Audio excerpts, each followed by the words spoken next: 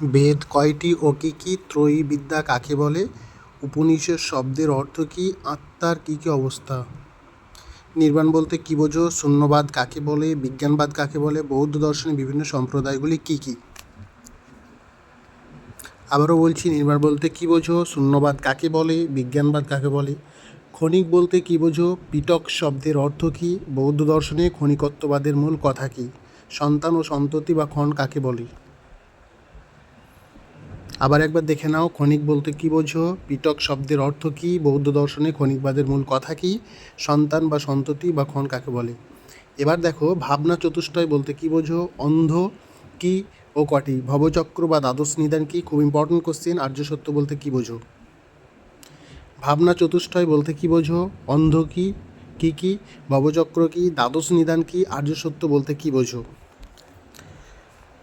প্রিয় শিক্ষার্থী বন্ধুরা, আরেকবার দেখে নাও কোশ্চেনগুলো।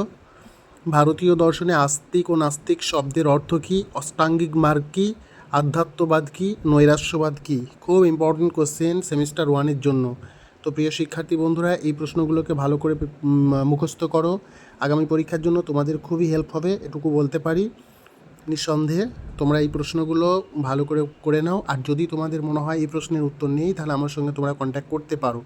নিচে দেওয়া নাম্বারে অবশ্যই যোগাযোগ করো, আমি তোমাদের বলে দেবো কীভাবে এই কোশ্চেনের উত্তরগুলো তোমরা পাবে। নেক্সট যে কোশ্চেন আছে দেখো, চারবাক দেহাত্মবাদ বলতে কী বোঝো? প্রমাণ কী, প্রমা কী, নির্বিচারবাদ কী? আবারও বলছি, চারবাক দেহাত্মবাদ বলতে কী বোঝো? প্রমাণ কী, প্রমা কী, নির্বিচারবাদ কী? দেখো, এই প্রশ্নের যে কটা আমি এখানে তুলে ধরেছি তোমাদের এবারে পরীক্ষার জন্য খুব খুব গুরুত্বপূর্ণ। তাই এই প্রশ্নগুলোকে আমি আশা করব তোমরা নিশ্চিতভাবে ভালো করে মুখস্থ করবে, যাতে তোমাদের পরীক্ষা ভালো হবে। যাই হোক, ভালো থেকো, সুস্থ থেকো। পরে আবার তোমাদের একটা নতুন টপিক নিয়ে আমি আসছি।